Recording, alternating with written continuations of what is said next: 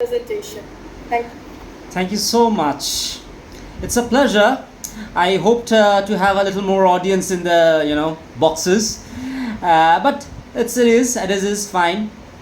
The topic is taken from the waist line from wasteland, a heap of broken images, and the title of my paper is a heap of broken images.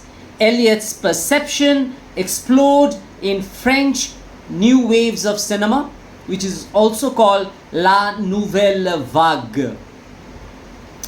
Now, André Bazin has invented new formulae of reality, which is dispersive and elliptical, where the events float about without a cohesive continuity, but in loose fragments. And that is why the sequence shots replace the montage of representation. This defined the new realism which shaped the films of La Nouvelle Vague, or the New Waves. When we look back at the poems of T.S. Eliot, we come across a similar technique which André Bazin calls fact images. Sorry. This form of additional reality characterizes the images of Eliot which he brings out. An example of fact images is that of Scarecrow in Holloman. Now, if you look at the montage, it is a fact image because we do not have the entire montage. We just have the fact image and we have sequence shots.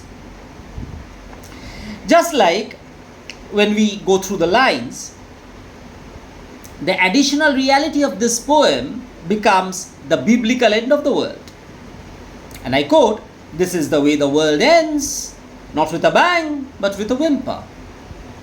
So from the Holloman, the sequence shots goes to the end of the world.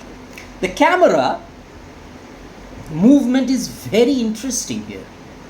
Now, we always wanted the classical format, always wanted the entire montage. But Eliot is the first writer who actually talks about the fact image without basically speaking out about it. Only when we are reading it posthumously and through the French Nouvelle Vague, we get to see this.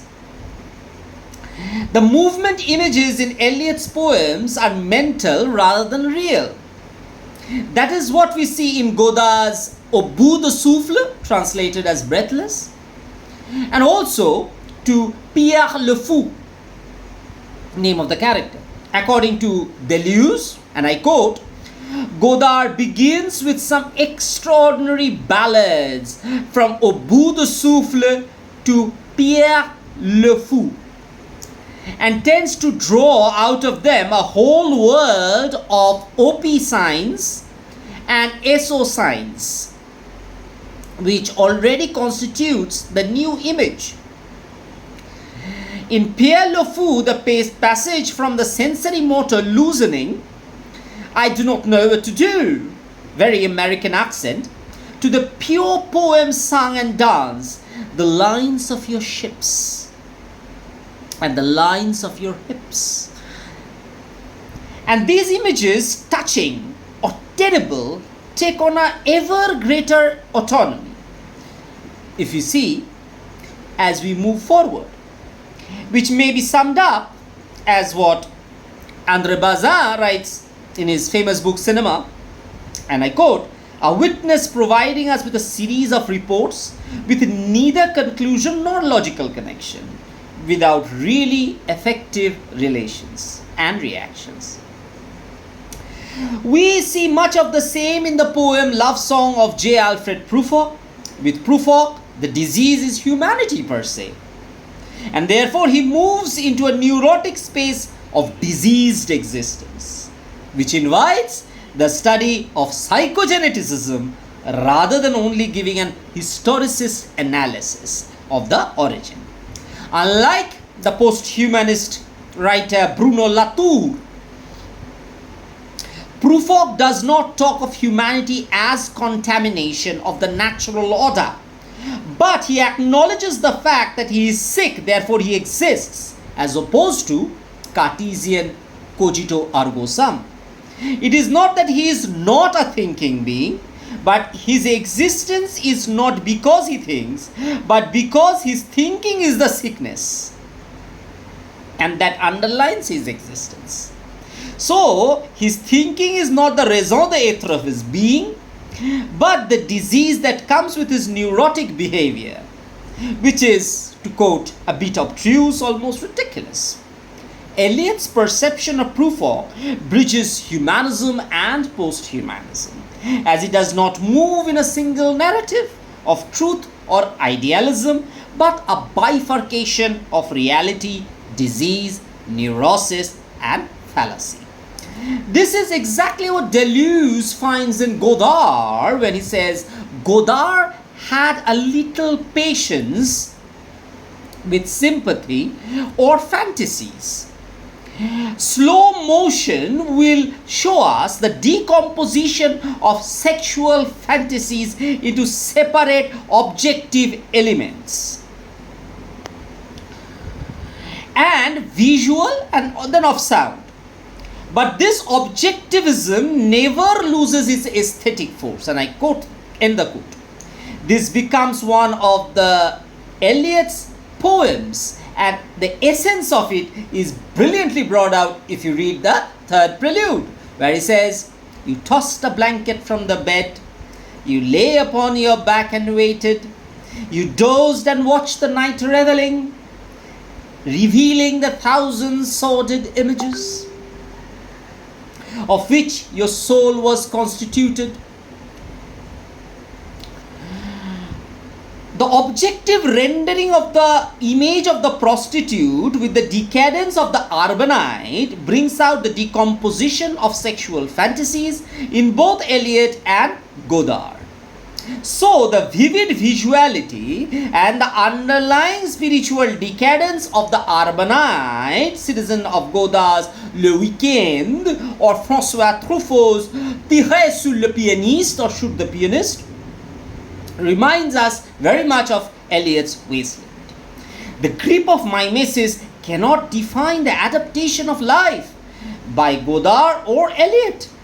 The epistemic violence of Godard's Lear provides us diegetically a story which is like Tiresias with a mass of images, texts and voices without logical sequence, as is the subtext in Tiresias, Prufrock, and Holloman. Godard and Eliot both had their autonomous aesthetic sphere that encrypted the code of cultural ethos, where art and history are separated from spatio-temporal plane.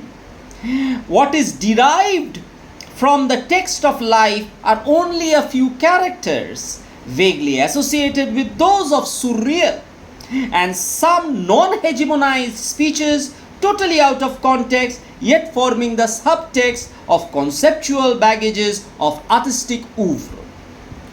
Noël Barthes, in his essay Qu'est-ce que la nouvelle vague? What is nouvelle vague? Argues the beginning and the process of this new form of cinema in France, and how the simple phrase nouvelle vague stuck to this form of films simply from the coined words of a snappy left-wing magazine L'Express. And then the evolution of a forward-looking avant-garde youth's epistemic development into cinema is what we got in our hands. The directors of this genre are varied, and their approach to the cinema is distinctly different. But what aligns them, and consequently what aligns Eliot's poems, establish a geometric punctum with the nouvelle vague is the philosophy behind the art. And what Noël Barthes says, to quote, they look upon films as an instrument with which to comment upon more of man and society.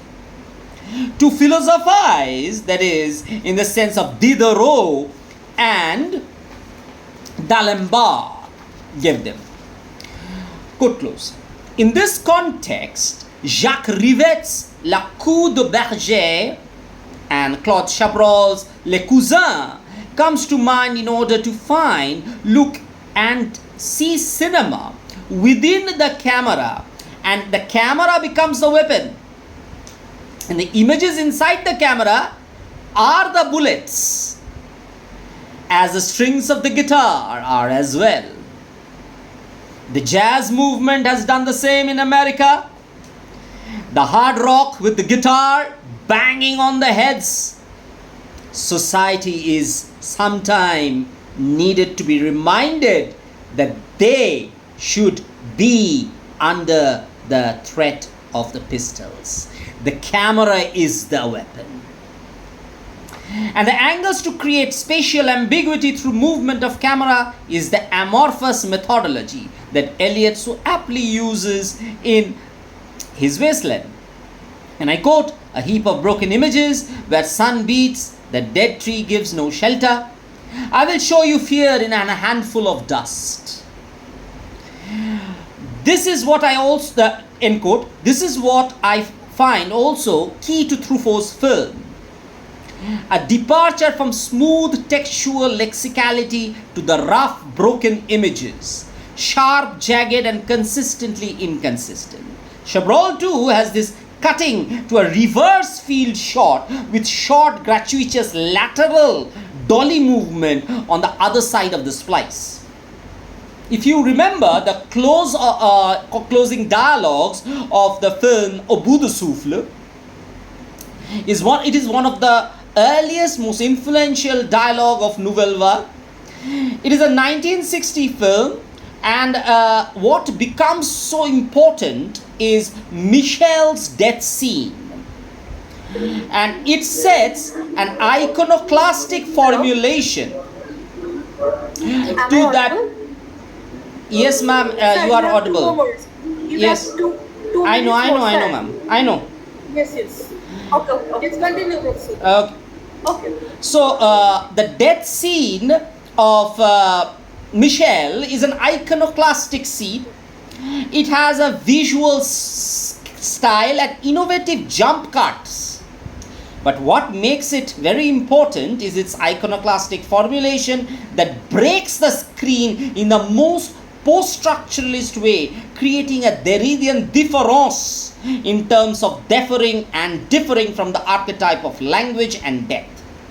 Thus, in some translation, we get a microscopic view where Michel is condemning Patricia, while in other we get a macrocosmic view where Michel is the world in general, much like Eliot's intention in The Wasteland, where we are confused whether Eliot is condemning the modern world after First World War or is he condemning his marriage life. Patricia comes to Michel in the final moments along with Detective Vital, and the language becomes very symbolic, and the location of signifier/signified weaves the configuration in algebraic methodology rather than philology. Let's hear the dialogue. Michel says, "C'est vraiment dégueulasse."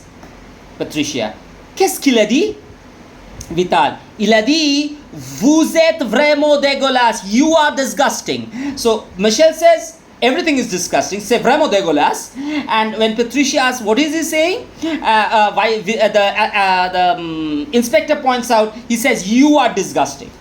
And Patricia say, qu'est-ce que c'est dégueulasse? It's a very important word, dégueulasse. It's one of the most powerful words of French history.